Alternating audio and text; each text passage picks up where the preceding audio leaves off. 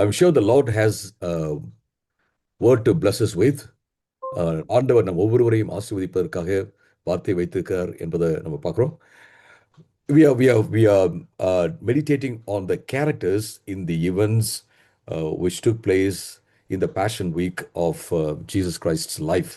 நம்ம என்ன பார்க்குறோம் அப்படின்னு கேட்டிங்கன்னா, இயேசு கிறிஸ்துனுடைய அந்த பாடுபடுகிற அந்த வாரத்தில், அந்த நாட்களிலே நடந்த நிகழ்வுகளில் இருக்கிற சில பாத்திரங்கள், சில முக்கியமான நபர்கள், நிகழ்வுகள், இதை நம்ம தியானித்து கொண்டிருக்கிறோம். So today we are going to read John chapter 18 verses 3 through 12. John chapter 18 verses 3 through 12. I will read that first in English and then in Tamil. In English. So Judas, having procured a band of soldiers and some officers from the chief priests and the Pharisees, went there with the lanterns and torches and weapons. Then Jesus, knowing all that would happen to him, came forward and said to them, "Whom do you seek?" They answered him, "Jesus of Nazareth." Jesus said to them, "I am he." Judas, who betrayed him, was standing with them.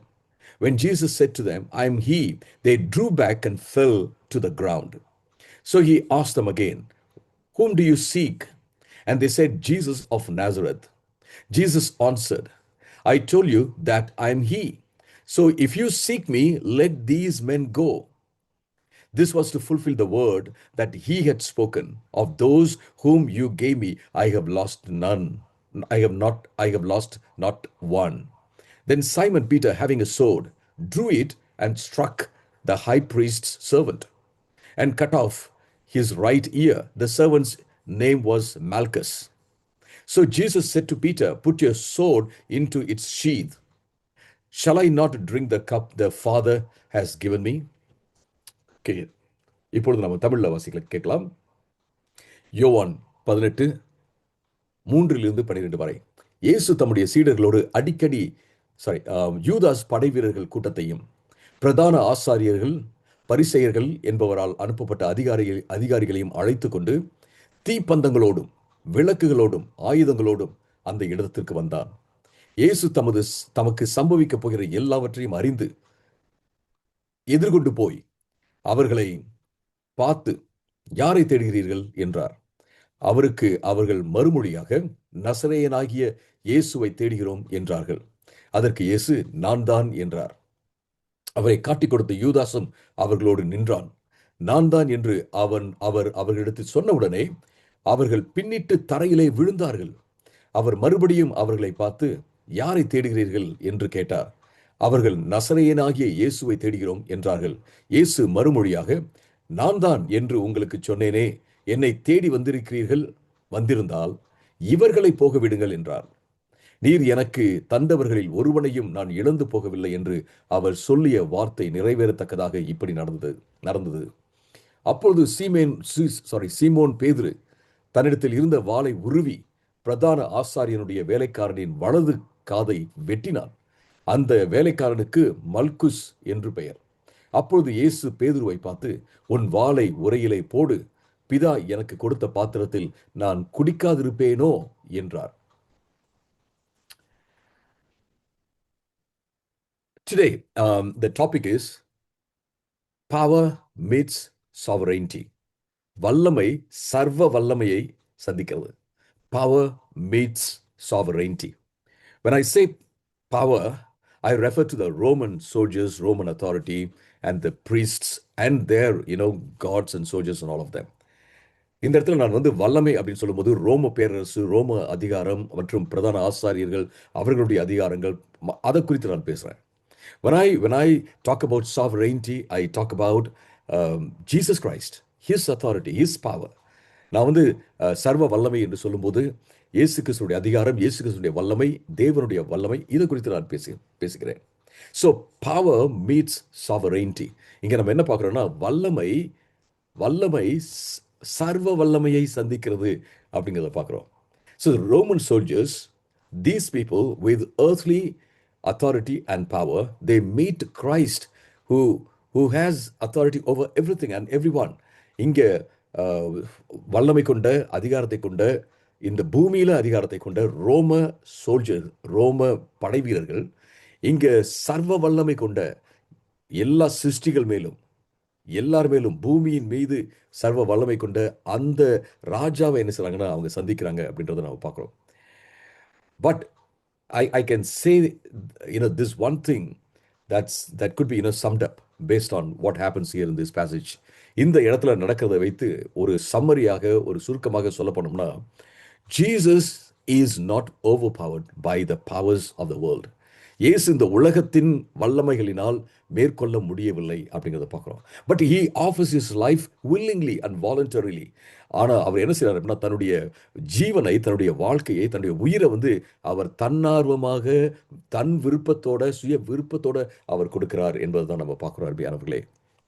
See, in our lives, one of the greatest fears we experience is the feeling that evil is winning, injustice is winning, violence is winning, corruption is winning. நம்முடைய வாழ்க்கையில் நமக்கு வருகிற ஒரு ஒரு ஒரு பயம் என்ன அப்படின்னு கேட்டிங்கன்னா, சில வேளைகளில் தீய காரியம் இந்த உலகத்தில் வெற்றி பெறுகிறது அப்படிங்கிறது தான். அநியாயம் இந்த உலகத்தில் வெற்றி பெறுகிறது அப்படிங்கிறது தான். அது மட்டுமல்ல, கேடும் ஊழலும் இந்த உலகத்தில் வெற்றி பெறுகிறது அப்படிங்கிறத நம்ம பார்க்கும்போது நமக்கு ஒரு ஒரு பயம் வருது இல்லைங்களா? என்னடா இது இந்த உலகத்தில் அப்படின்னு சொல்லிட்டு. Sometimes we also experience personal suffering, personal opposition in our personal lives, sometimes in ministry, and this question arises in our hearts: is God really in control of all these things? பல வேளைகளில் நம்முடைய தனிப்பட்ட வாழ்க்கையில் பிரச்சனைகளை நம்ம சந்திக்கிறோம், கஷ்டங்களை நம்ம சந்திக்கிறோம், எதிர்ப்புகளை சந்திக்கிறோம், ஊழியத்திலையும் நம்ம எதிர்ப்புகளை சந்திக்கிறோம். அப்படி இந்த மாதிரி கஷ்டமான சூழல் வரும்போது நமக்கு ஒரு கேள்வி நம்முடைய உள்ளத்தில் எழும்பும். அது என்ன அப்படின்னா, கடவுள் உண்மையிலேயே எல்லாத்தையும் தன்னுடைய கட்டுப்பாட்டில் வச்சிருக்கிறாரா, என்னதான் நடந்துட்டு இருக்குது அப்படிங்கிற ஒரு கேள்வி நம்முடைய மனசுல வரும். Sometimes, this can, feel as though darkness is stronger than light. இப்படி மாதிரி ஒரு கேள்வி வரும்போது, பிரச்சனைகள் வரும்போது நமக்கு எப்படி இருக்குன்னு கேட்டிங்கன்னா, இருள் ஒரு வேளை வெளிச்சத்தையே விழுங்கி விடுகிறதோ, இருள் வெளிச்சத்தை விட பலமாக இருக்கிறதோ அப்படின்னு சொல்லிட்டு நமக்கு ஒரு ஃபீலிங் வருவதற்கு, ஒரு உணர்வு வருவதற்கு வாய்ப்பு இருக்கிறது அப்படிங்கிறத நம்ம பார்க்குறோம். I want you to focus on the scene. I want you to focus on what's happening here in this passage. The scene we enter tonight, this morning, is directly speaking to our fears. நம்ம இந்த காலையில் பார்க்குற இயேசுவை arrest பண்ணுற இந்த scene, இந்த காட்சி நீங்கள் பார்த்தீங்க அப்படின்னா நம்முடைய பயத்தை நோக்கி பேசுகிறத நம்ம பார்க்குறோம். It takes us to a dark garden outside Jerusalem on the night Jesus was arrested. இங்கே நம்ம என்ன பார்க்குறோம், ஒரு தோட்டத்தில் இயேசு கிறிஸ்து இருக்கிறார். எருசலேமுக்கு வெளியே இருக்கிற ஒரு தோட்டம், ராத்திரி நேரத்தில் அவர் அங்கே இருக்கும்போது அங்கு அவர் சிறைபிடிக்கப்படுகிறார் அப்படிங்கிறத பார்க்குறோம். The powers of religion and empire seem to come together against him. மதத்தினுடைய தலைமை, மதத்தினுடைய அதிகாரங்கள், வல்லமை, அப்புறம் ரோம பேரரசுடைய வல்லமையும் அதிகாரமும் அவருக்கு ஒன்று சேர்ந்து என்ன செய்தனா அவருக்கு நேராக, அவருக்கு எதிராக வருகிறதை நாம பார்க்கிறோம். Soldiers arrived with weapons. I don't know why they did that. Soldiers arrived with weapons. இயேசு கிறிஸ்துவை பிடிப்பதற்கு ஆயுதங்களை தூக்கி கொண்டு அவர்கள் வருகிறார்கள் அப்படிங்கிறத பார்க்கிறோம். This tells us many times, even though they had a chance to arrest Jesus, they did not, because they feared opposition from the public. பல இடங்களில் இயேசு கிறிஸ்துவை பிடிக்கலாம் அப்படின்னு சொல்லிட்டு அவங்க வகை தேடினார்கள், வாய்ப்பும் இருந்தது. ஆனால் அவங்க பிடிக்கல. ஏன்னு கேட்டிங்கன்னா, பப்ளிக், பொதுமக்கள் பயங்கரமாக அதை எதிர்ப்பாங்க அப்படிங்கிறதுக்காக அவர்கள் பப்ளிக் இடத்துல இயேசு கிறிஸ்துவை பிடிக்கவில்லை என்று நம்ம. Maybe they thought that there would be a mob coming against them, so they came with the soldiers and weapons.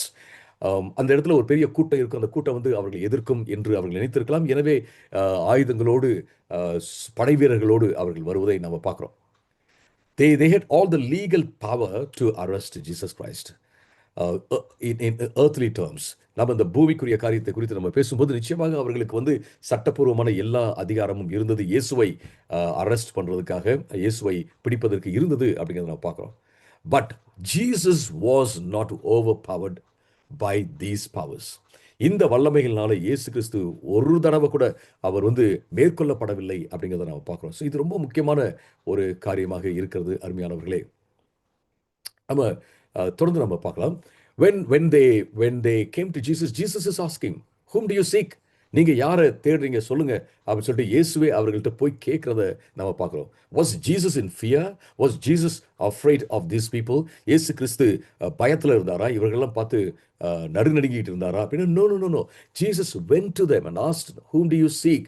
இயேசுவே அவர் அவங்ககிட்ட போயிட்டு கேட்கிறாரு, யாரை நீங்க தேடுறீங்க சொல்லுங்க அப்படின்னு சொல்லிட்டு அவர் கேட்பதை நம்ம பார்க்கிறோம். Jesus does not hide. Jesus does not run away. Jesus does not wait for them to discover him. And Jesus is not applying for any kind of bail here. He is simply there. He is voluntarily giving himself. இயேசு அங்கே வந்து தன்னை மறைத்து கொள்ளவில்லை. அது மட்டும் இல்லை, ஓடி போல அல்லது பெயில் வாங்கிக்கலாம், நம்ம அரசுக்கு முன்னாடி ஒரு பெயில் வாங்கிக்கலாம் அப்படின்லாம் எதுவுமே அவர் தெரியல. But he knew that they were coming. அவர்கள் வருகிறார்கள் என்று அவருக்கு தெரியும் என்பதை நம்ம பார்க்குறோம். இது ரொம்ப முக்கியமான ஒரு காரியம். See, when we look at Jesus, he is so compassionate. He loves us so much. He loved the world so much that he gave himself voluntarily and willingly. And he wasn't saying like, oh, these people so wicked, sinful, and why should I die for them? இயேசு கிறிஸ்து இப்படிலாம் அவர் நினைக்கவே இல்லை. இந்த மக்கள் வந்து கேடான மக்கள், பாவம் நிறைஞ்ச மக்கள், இவங்களுக்காகவா நான் போய் நான் மறிக்கணும் அப்படின்னு சொல்லிட்டு இயேசு நினைக்கல. And Jesus did not even think like, even after I have died for these people, all of them are not going to accept me. So why should I voluntarily, willingly give myself? இயேசு கிறிஸ்து இப்படி கூட யோசிக்கல. நான் இவர்களுக்காக மறித்தாலும் கூட இத்தனை பேர்களும், இந்த உலகத்தில் உள்ள அத்தனை பேர்களும் என்னை ஏற்றுக்கொள்ள போவதில்லை. அவர்கள் வந்து நிறைய பேர் என்ன ரிஜெக்ட் தான் பண்ண போறாங்க. நான் எதுக்காக மறிக்கணும் அப்படின்னு கூட நினைக்கல. He was voluntarily, willingly offering himself. அவர் அப்படிலாம் எதுவுமே நினைக்காம தன்னை முழுவதுமாக தன்னார்வமாக விருப்பத்தோட அவர் கொடுக்கிறார் என்று நம்ம பார்க்கிறோம். When Jesus asked, whom do you seek? They said, Jesus of Nazareth. இயேசு கிறிஸ்து யாரை தேடுறீங்க அப்படின்னு கேட்டபோது அவர்கள் சொன்னாங்க, நசரேயன் ஆகிய இயேசுவை நாங்கள் தேடுறோம் அப்படின்னு சொன்னாங்க. And Jesus said, I am he. நான் தான் அவர் அப்படின்னு சொல்றதை நம்ம பார்க்குறோம். ஆங்கிலத்தில் பார்த்தீங்கன்னா, சாரி, கிரேக்கத்தில் ஐ ஆம் அப்படின்றத நிறுத்திடுறாரு. In Greek Jesus simply says I am, நான் இருக்கிறேன் அப்படின்னு சொல்ற, நான் தான் அப்படின்னு சொல்றாரு.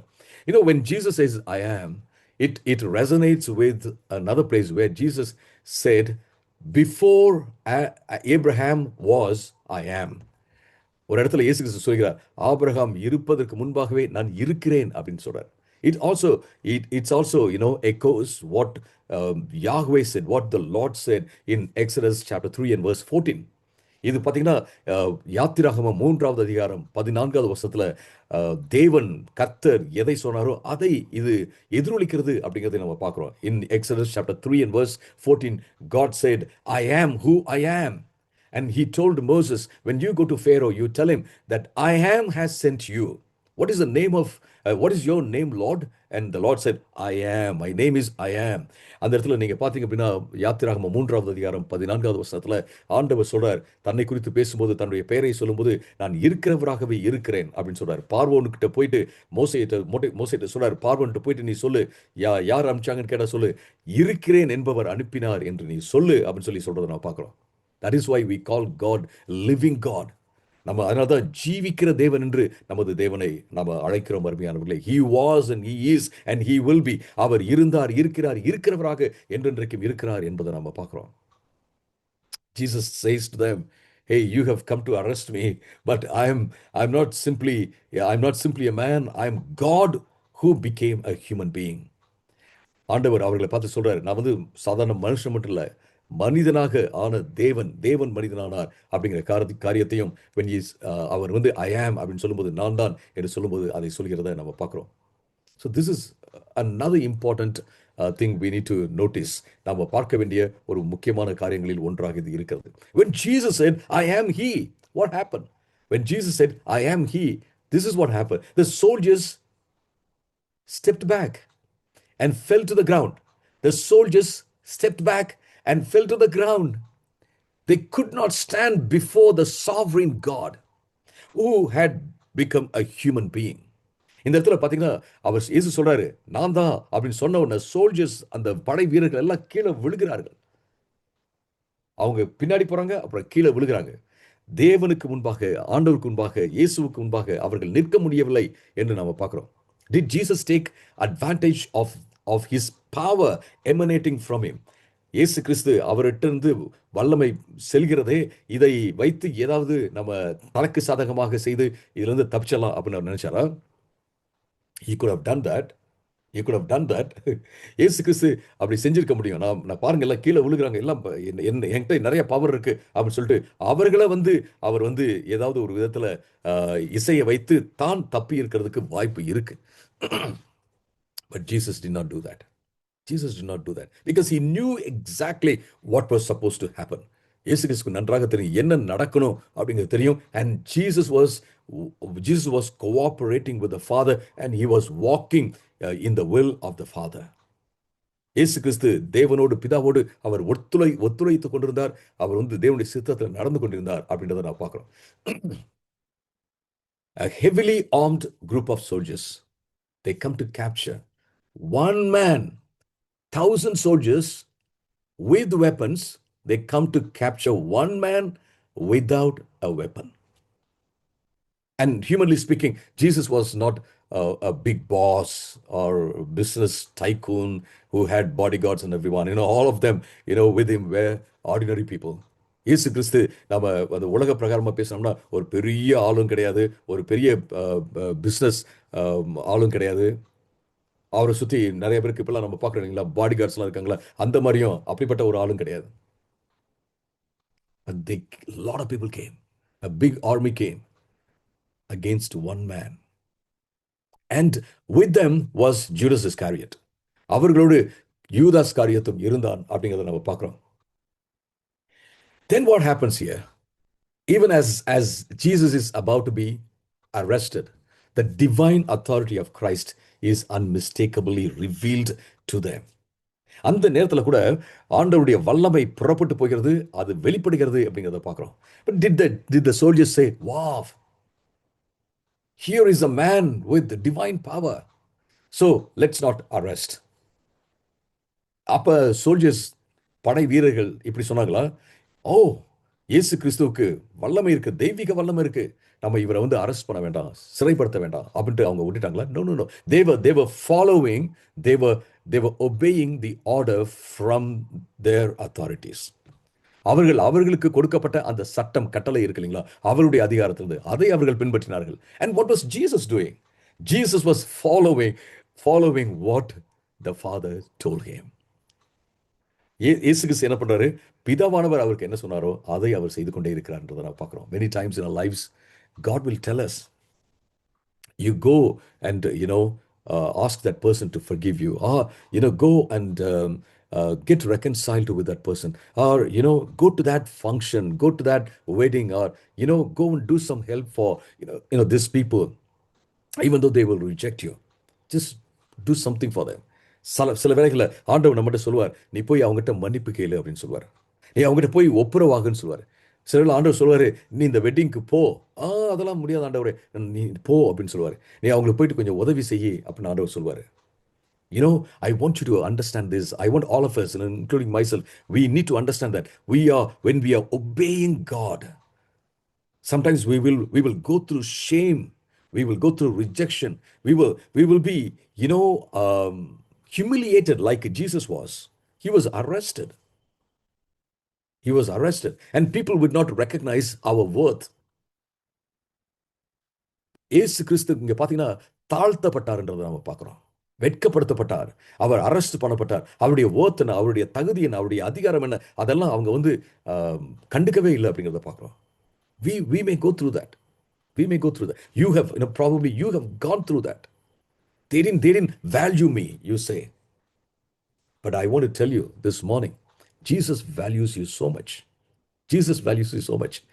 You know what's happening further in this episode? Jesus tells, okay, I am he. If you seek me, I want my disciples not to be disturbed by you. I want them to go.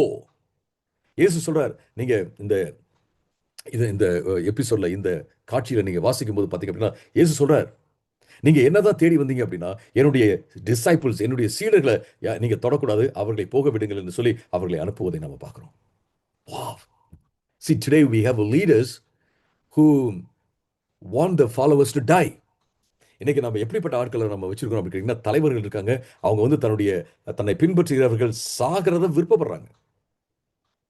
But Jesus says, you came for me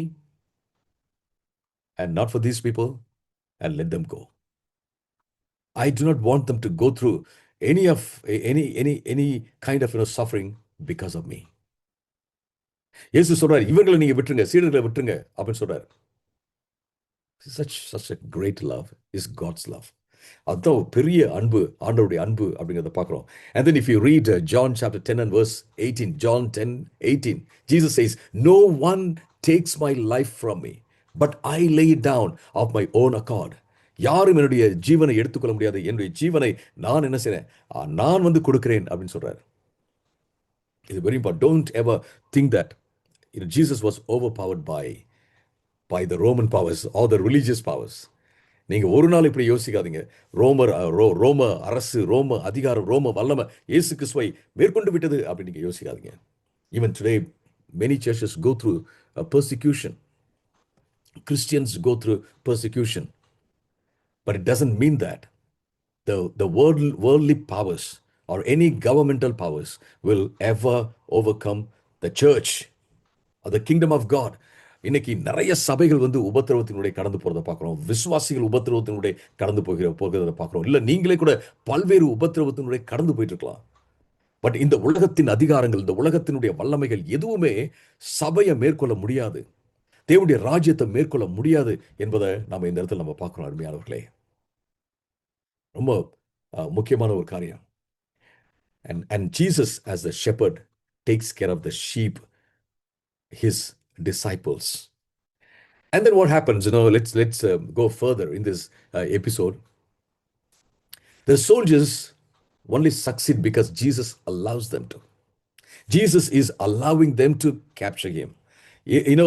Soldiers, போர் வீரர்கள் அவரை பிடிக்க முடிந்தது எப்படின்னு கேட்டீங்கன்னா, இயேசு அவர்களுக்கு அனுமதி கொடுத்ததுனால அப்படிங்கிறத நாம பார்க்கிறோம். So Jesus is not having a victim mentality. ஐயோ, these people have captured me. No, that's not the kind of mentality he has. இயேசு கிறிஸ்து பார்த்தீங்க அப்படின்னா, இந்த இடத்துல ஒரு பலி ஆடும் மனோபாவம் அவருக்கு இல்லவே இல்லை. நான் பலி ஆயிட்டனே அப்படிங்கிறதெல்லாம் கிடையவே கிடையாது. ஐயோ, என்னை பிடிச்சிட்டாங்களே அப்படின்றது கிடையவே கிடையாது. See, we should never have this mentality, victim mentality. Oh, they are targeting me. I have become a victim of circumstances. I have become a victim of somebody's plot against me. நம்ம இப்படி நினைக்கவே கூடாது. எல்லாரும் அவங்க என்ன குறி வச்சு தாக்குறாங்க, நான் வந்து சூழலின் பலியாக நான் மாறிவிட்டேன், இந்த மாதிரி எனக்கு கஷ்டத்தை கொடுத்துறாங்க. இல்ல, I want to tell you this morning that nobody can touch you, my friends. Nobody can touch you unless God allows that person. இயேசு கிறிஸ்து தேவன் வந்து ஒரு காரியத்தை அனுமதிக்காம ஒருத்தரும் உங்களை டச் பண்ணவே முடியாது. ஒருத்தரும் டச் பண்ண முடியாது. Jesus is in control of what's happening in your life. இயேசு கிறிஸ்து உங்க வாழ்க்கையில என்ன நடக்கிறதோ அதை தன்னுடைய கட்டுப்பாட்டில் வைத்திருக்கிறார் அப்படிங்கிறத பார்க்கிறோம். Because the Bible says the death of Christ is a result of divine purpose and voluntary sacrifice. நம்ம வேதத்தில் என்ன பார்க்குறோம் அப்படின்னு கேட்டீங்கன்னா, இயேசு கிறிஸ்து மரித்தது வந்து ஆண்டவர் ஏற்கனவே அதற்கான நோக்கத்தை வைத்திருந்ததுனாலையும், இயேசு கிறிஸ்து தன்னை முழுவதுமாக கொடுத்ததுனாலையும் அப்படின்றத நம்ம பார்க்குறோம். You can read that in Isaiah chapter 53. So by obeying the Father, Jesus is fulfilling the prophecy. இயேசு கிறிஸ்து என்ன பண்றார் அப்படின்னா, பிதாவுக்கு தன்னை ஒப்பு கொடுத்து ஏற்கனவே சொல்லப்பட்ட அந்த தீர்க்கதரிசன வார்த்தையை நிறைவேற்றுகிறார் அப்படிங்கிறத நம்ம பார்க்கிறோம். Many times in the history of the church, this is how it was.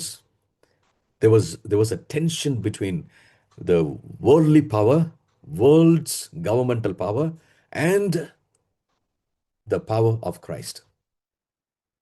ஆண்டவருடைய அந்த வல்லமைக்கும் இந்த உலகத்தில் உள்ள வல்லமைக்கும் ஒரு பெரிய போராட்டம் இருந்து கொண்டே இருந்திருக்கிறது. நீங்க சர்ச் ஹிஸ்டரி வாசித்தீங்கன்னா உங்களுக்கு தெரியும், இருந்து கொண்டே இருந்திருக்கிறது. But God gained victory, and God would gain victory, and nobody can defeat the purposes of God. ஆண்டவர் தான் எப்போதுமே வெற்றி பெறுகிறவராக இருக்கிறார். ஆண்டவருடைய திட்டத்தை வந்து ஒருத்தரும் தோற்கடிக்க முடியாது அப்படிங்கிறத நம்ம பார்க்கிறோம். அருமையானவர்களே, in your life's dark moments, Always believe that God is in control of everything. Finally, I just want you to think of this. உங்களுடைய உங்களுடைய வாழ்க்கையில கஷ்ட சூழல்ல ஆண்டவர் வந்து கட்டுப்பாட்டில் வச்சிருக்காரு. என்ன நடக்குதோ அதையெல்லாம் அவருடைய கட்டுப்பாட்டில் வச்சிருக்கிறாரு அப்படிங்கிறத நீங்க நீங்க மனதிலே வைத்துக் கொள்ள முடியாது நான் கேட்கிறேன். Think of a master conductor, master conductor of music concert. He is directing an orchestra. Just think of that in your mind. ஒரு ஒரு கண்டாக்டர், ஒரு மியூசிக்கை வந்து டைரக்ட் பண்ணுகிறவர், ஒரு பெரிய இசை குழுவை வந்து டைரக்ட் பண்ணுறவர், நிறைய மியூசிஷியன்ஸ்லாம் இருக்கிறாங்க, அவங்கள டைரக்ட் பண்ணுறவர் அங்கே இருக்கிறார் அப்படின்றத நீங்கள் பாருங்கள். He may ask somebody with the violin to play, somebody with the guitar to play. அவர் வந்து கேட்கலாம், வயலின் வச்சுக்கிற ஒருத்தரை வந்து ப்ளே பண்ண சொல்லலாம், அப்புறம் கிட்டார் வச்சுக்கிறவர் வந்து ப்ளே பண்ண சொல்லலாம். You are sitting there and listening to different pieces of music. அங்கே நீங்கள் உட்காந்து எல்லாரும் ஒவ்வொன்றும் என்னென்ன வாசிக்கிறாங்களோ எல்லாத்தையும் நீங்கள் பார்த்துட்டு இருக்கீங்க. It's not an order that you see. ஒரு ஆர்டராக உங்களுக்கு தெரியல, எனக்கு தெரியாது. நம்ம ஒவ்வொருத்தவங்களும் ஒவ்வொரு பீஸ் வாசிக்கிறாங்க, என்ன வாசிக்கிறாங்க, இதெல்லாம் எப்படி வந்து முடிக்க போகுது அப்படின்றது நமக்கு தெரியாது. But when the orchestra is launched, when it's opening, and when the music is played together with all the pieces in place, நம்ம ஆர்கெஸ்ட்ரா அந்த அந்த இசை குழு வந்து ஆரம்பிக்கும் போது எல்லாரும் அவங்கவுங்க இசை, அந்த வயலின், கிட்டார் அப்படின்னு சொல்லிட்டு ஒவ்வொருத்தவங்களும் அவங்கவுங்க இசையை வாசிக்கும் போது you see a beautiful symphony of music rising from there. நீங்க ஒரு அழகான ஒரு இசை அந்த இடத்துல இருந்து அப்படியே மேலே வரதை நம்ம பார்க்குறோம். Here we are sitting and listening to this message. நம்ம இங்கே உட்காந்து இந்த செய்தியை நம்ம கேட்டுட்டு இருக்கிறோம். Somebody may say, I was a violin. நான் வந்து வயலினாக இருந்தேன், நான் வந்து இதை வாசிச்சுட்டு இருந்தேன், இது ரொம்ப கஷ்டமாக இருந்துச்சு அப்போ நீங்கள் சொல்லலாம். அல்லது கிட்டார் ஒருத்தர் சொல்லலாம், I was playing the guitar and I struggled so much. I didn't even know how all the other pieces will sync with mine. ஒருத்தர் சொல்லலாம், நான் வந்து கிட்டார் வாசிச்சிருந்தேன், எப்படி மற்ற எல்லா இசைகளும் என்னோடு கூட இசைந்து வரும்னு எனக்கு தெரியல அப்படின்னு சொல்லலாம். But I want to tell you this morning, God will work out everything for your good. ஆண்டவர் வந்து எல்லாத்தையும் உங்களுடைய நன்மைக்காகவே அவர் செய்து முடிப்பார் அப்படிங்கிறத பார்க்குறோம். When you look at what happened, after some time, 1 year or 2 years or 5 years, you will say it was all good. God was in control and God did it for me. God orchestrated everything for me. நீங்க ஒரு வருஷமோ 2 வருஷமோ 5 வருஷமோ நீங்க தள்ளி போயிட்டு நீங்க பார்த்து நீங்க சொல்லுவீங்க, ஆண்டவர் எல்லாவற்றையும் செய்தார், என் நன்மைக்காக அவர் செய்தார், நான் ஆண்டவருக்கு நன்றி சொல்றேன் அப்படி நீங்க சொல்லுவீங்க. Even now, some of you are saying, Lord, I thank you for the suffering that I went through. Thank you for the shame. Thank you for the rejection. We are not thanking because that was so painful, but we thank God because God brings something good out of all of that. நம்ம இந்த காலையில் நிச்சயமாக ஆண்டவர் பார்த்து சொல்லலாம், நிச்சயமாக உங்களில் அநேகர் இப்படி தான் சொல்றீங்க அப்படின்னு நான் விசுவாசிக்கிறேன். ஆண்டவரே, என்னை வந்து அவமானப்படுத்தினாங்க, எனக்கு இந்த மாதிரியான ஒரு கஷ்டம் வந்துச்சு, இது எல்லாத்துக்கும் ஆண்டவருக்கு நன்றி சொல்றேன், ஆண்டவரே உமக்கு நன்றி சொல்றேன். நம்ம எதுக்கு நன்றி சொல்றோம்? இந்த கஷ்டம் வந்தது, அந்த வழி வந்தது அப்படிங்கிறதுக்காக கிடையாது. இந்த எல்லா காரியத்திலும் ஆண்டவர் கட்டுப்பாட்டில் இருந்தாரு. அவர் வந்து பாத்தீங்கன்னா எல்லா ஒரு நன்மையான ஒரு காரியத்தை எனக்காக நீ கொண்டு வருகிறேன் ஆண்டவரே, அதற்காக நன்றி அப்படின்னு சொல்லிட்டு நம்ம சொல்ல வேண்டியது இருக்கிறது அருமையானவர்களே. And that Jesus is working in you, working in us.